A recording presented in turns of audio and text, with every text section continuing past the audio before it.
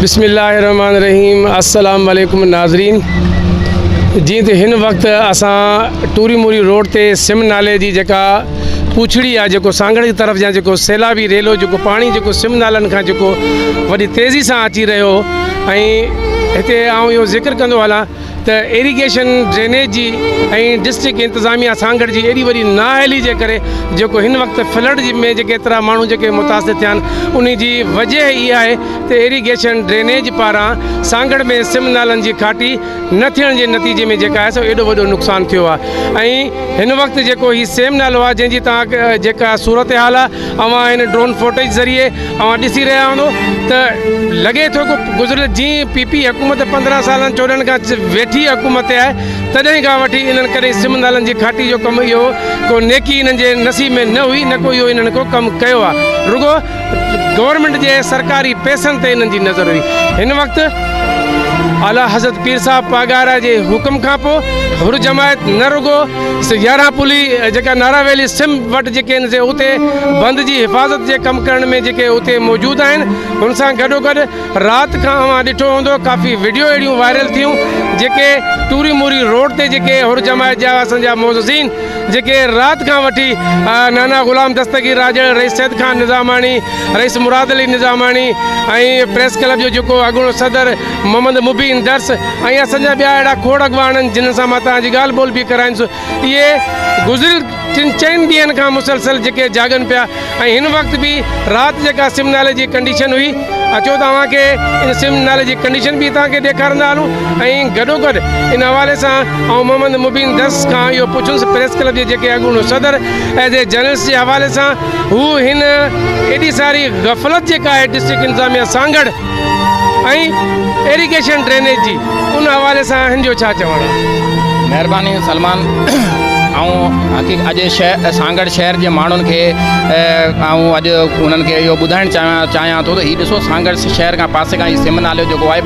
2011 में जेको सैलाब आयो 2012 खां पोइ 10 सालनि खां उन्हनि जी घाटी न थिए जेके घाटी जा जेके पैसा आया पे उहे हड़प कंदा विया। अॼु तव्हां ॾिसो सांगड़ हीअ हुर जमायत जा माण्हू आहिनि ऐं जेके मुख़्तलिफ़ जेके चोटियारियूं मल्हा आहिनि जमायत जा माण्हू आहिनि उन्हनि पंहिंजी मदद पाण तहत जे कोशिशि वरिती आहे। सुबुह जो 9 बजे खां वठी ऐं हींअर 5 थी रहिया आहिनि हिते मौजूदु आहियूं 5-5:30 बजे ताईं। तव्हां ॾिसो उन्हनि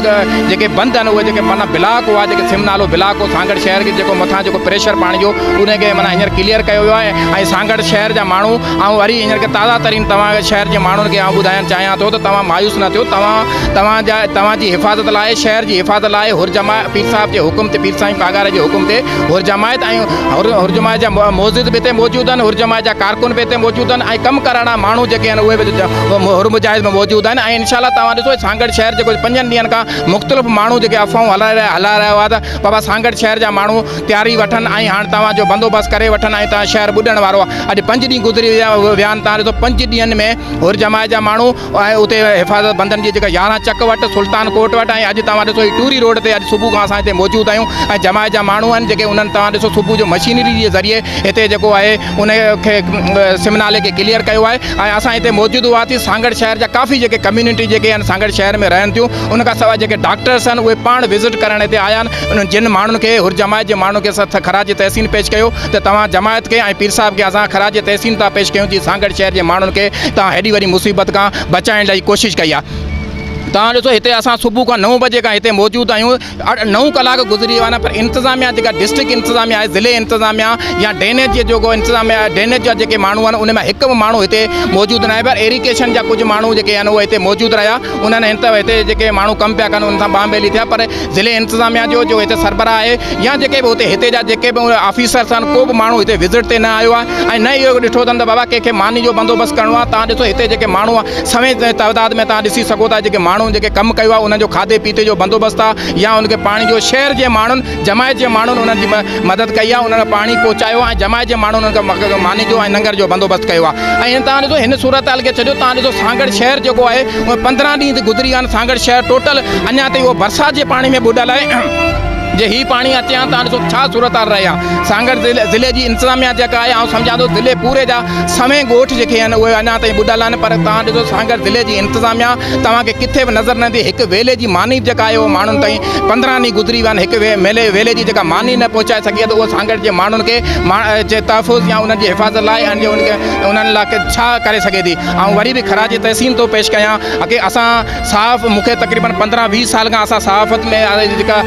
ही जेके ॿोॾूं आयूं आहिनि सैलाब आया आहिनि या अहिड़े तबाह जूं थियूं आहिनि उनमें इहे रिपोर्टिंग कयूं पिया पर तव्हां ॾिसो त इनमें इंतिज़ामिया हूंदी पर हिन सिस्टम में हींअर जेके असां 15 ॾींहंनि खां बि ॾिसूं पिया सांगड़ में इंतिज़ामिया जे नाले का बि शइ न आहे। अच्छा इनमें काफ़ी चैनल्स जहिड़ा आहिनि जेके उहे छा सबबु आहे एॾी वॾी तबाही आई पिया सांगड़ में उनजे बावजूदि उहो इन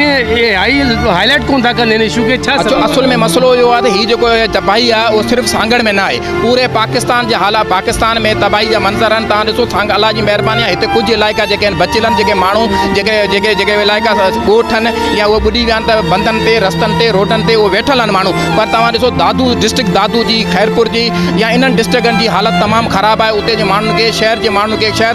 शहर ख़ाली कराए विया आहिनि उनजे बावजूदि हिते असां अलाह पाक जो शुक्र आहे त हिते सांगड़ में अहिड़ी सूरत हाल माना जेका आहे उनखे माना काफ़ी हुते कंट्रोल कयो वियो आहे उहो बि माण्हू पंहिंजी मदद पाण तहत कयो आहे। तव्हां ॾिसो हींअर जेके ॻोठ कुझु बचियल आहिनि उन्हनि खे माण्हू पंहिंजे तौर ते पाण मशीनूं अरेंज कयूं आहिनि उन्हनि जा पैसा उन्हनि खे तेल उहो माण्हू पाण पिया ॾियनि गवर्नमेंट जे तरफ़ां का बि माना शइ न पई थिए।